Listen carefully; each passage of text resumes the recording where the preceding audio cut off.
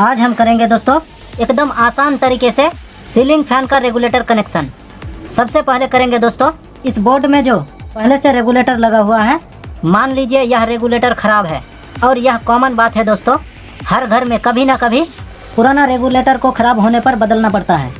और यही छोटा सा काम के लिए दोस्तों परेशानी तो अलग से, और मिस्त्री को 300 से 400 रुपये पे करना होता है। अगर आपने यह वीडियो पूरा देख लिया दोस्तों, तो आप अपने से भी यह काम आसानी से कर सकते हो। और इस वीडियो में हम सिखाएंगे दोस्तों, मान लीजिए दोस्तों इस जैसा बोर्ड में पहले से रेगुलेटर नहीं लगा हुआ है, लेकिन अब आपको इस तरह का बोर्ड में रेगुलेटर लगाना है। तो आप वीडियो को पूरा देखिएगा दोस्तों, और चैनल को सब्सक्राइब तो ज़रूर कर दीजिएगा दोस्तों। सबसे पहले काम जो करिएगा दोस्तों, इस काम को करने से पहले अपने घर का मेन कनेक्शन ऑफ कर दीजिएगा, जो कि मीटर के पास इस तरह का मेन स्विच होगा, उसे वहीं से आप कनेक्शन को ऑफ करिएगा दोस्तों। तो पहले हम इस रेगुलेटर को बदलना सिखा देते हैं। आप इस तरह का बोर्ड को पहले खोल लीजिएगा, और खोलने के बाद आप गौर से देख लीजिएगा दोस्तों, इस रेगुलेटर का कनेक्शन कहाँ कहाँ पर है। हो सके तो अपने मोबाइल से एक फ़ोटो भी ले लीजिएगा दोस्तों, लेकिन हम करेंगे दोस्तों इसमें मार्क। यह सिर्फ हम कर रहे हैं दोस्तों आपको समझाने के लिए, क्योंकि हमें तो कनेक्शन करना आता है, तो हमें मार्क करने का कोई ज़रूरत नहीं। तो आप देख सकते हो दोस्तों, इस रेगुलेटर का कनेक्शन दो जगह दिया हुआ है, एक वायर यहाँ पर और दूसरा वायर यहाँ पर। तो आप इस वायर को खोल लीजिएगा और दूसरा वायर को कट कर लीजिएगा, और इस रेगुलेटर को भी खोल लीजिएगा। उसके बाद यह जो नया वाला रेगुलेटर है दोस्तों, इसको फिर से उसी जगह से यहाँ पे फिट कर दीजिएगा। अब इस रेगुलेटर का जो दो वायर है उसी जगह कनेक्शन कर दीजिएगा दोस्तों, जहाँ जहाँ से आपने खोला था। शायद आपके जहन में सवाल आ रहा होगा दोस्तों, इस रेगुलेटर का उल्टा सीधा भी होता है क्या?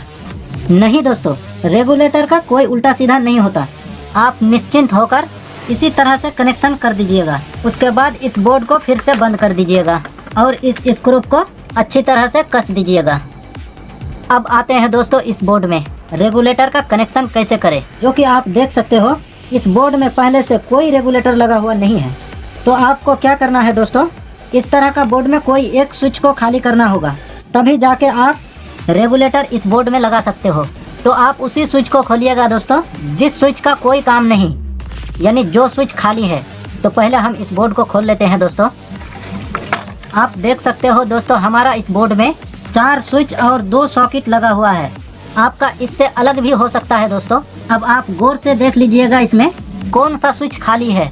आप देख सकते हो हमारा न्यूट्रल वायर यहाँ से आया हुआ है, और फेज वायर यहाँ से आया हुआ है, और यहाँ पे एक फ्यूज लगा हुआ है, और फ्यूज के दूसरे पॉइंट से सीधा स्विच के नीचे पॉइंट में कनेक्शन किया हुआ है।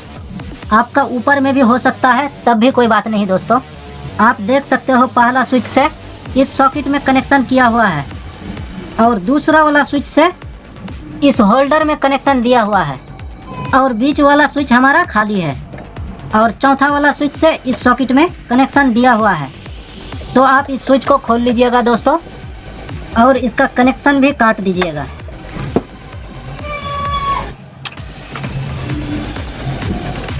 उसके बाद इस रेगुलेटर को इस होल में डाल के फिट कर दीजिएगा।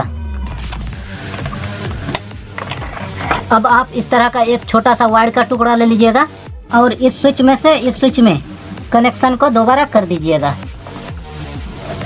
क्योंकि आपने तो कनेक्शन काट दिया था इस 2 स्विच में, जो कि अब फेज वाला वायर इस स्विच तक पहुंच जाए। अब आप क्या करिएगा दोस्तों, इस रेगुलेटर में जो 2 वायर है उसमें से एक वायर को डायरेक्ट फैन वाला एक वायर में जोड़ दीजिएगा, और इसमें टेप भी मार दीजिएगा। उसके बाद फैन का जो दूसरा वायर है इसको डायरेक्ट इस न्यूट्रल वाला वायर में कहीं भी कनेक्शन कर दीजिएगा, और इसमें टेप भी मार दीजिएगा। तो हमने यहाँ पे कनेक्शन कर दिया है दोस्तों। अब जो रेगुलेटर वाला दूसरा वायर है दोस्तों, उसको आप डायरेक्ट फेज वाला जो कनेक्शन है उसमें कहीं भी जोड़ दीजिएगा, लेकिन हम इसको यहाँ पे जोड़ देंगे। ये हो गया दोस्तों regulator to ceiling fan connection. अगर आप स्विच का भी कनेक्शन करना चाहते हैं तो आपको एक स्विच भी खाली करना पड़ेगा। तो हम इस स्विच को खाली करेंगे दोस्तों। तो आप देख सकते हो दोस्तों, इस स्विच से इस सॉकेट में कनेक्शन दिया हुआ है।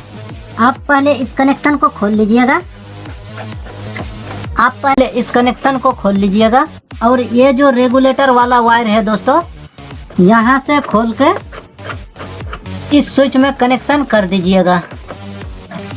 अब इस सॉकेट में यहाँ से कनेक्शन जोड़ दीजिएगा या फिर इस सॉकेट में जिस स्विच से कनेक्शन गया हुआ है वहाँ पे इस तरह का एक वायर लेके कनेक्शन कर दीजिएगा और वायर का दूसरा छोर सॉकेट में जहाँ से आपने खोला था वहाँ पे कनेक्शन कर दीजिएगा।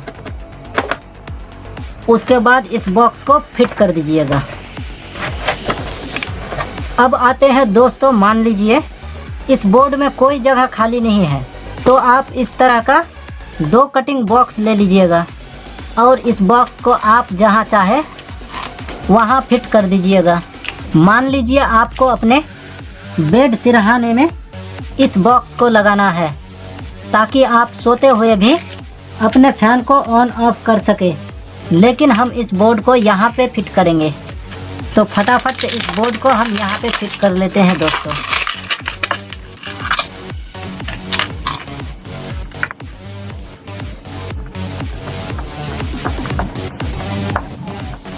आप देख सकते हो हमने इस बॉक्स को यहाँ पे फिट कर लिया है। आप जहाँ चाहे जितनी दूर चाहे वहाँ पे इस तरह का बॉक्स को आप फिट कर लीजिएगा। उसके बाद एक स्विच ले लीजिएगा और एक रेगुलेटर ले लीजिएगा और इस बॉक्स में दोनों को फिट कर लीजिएगा।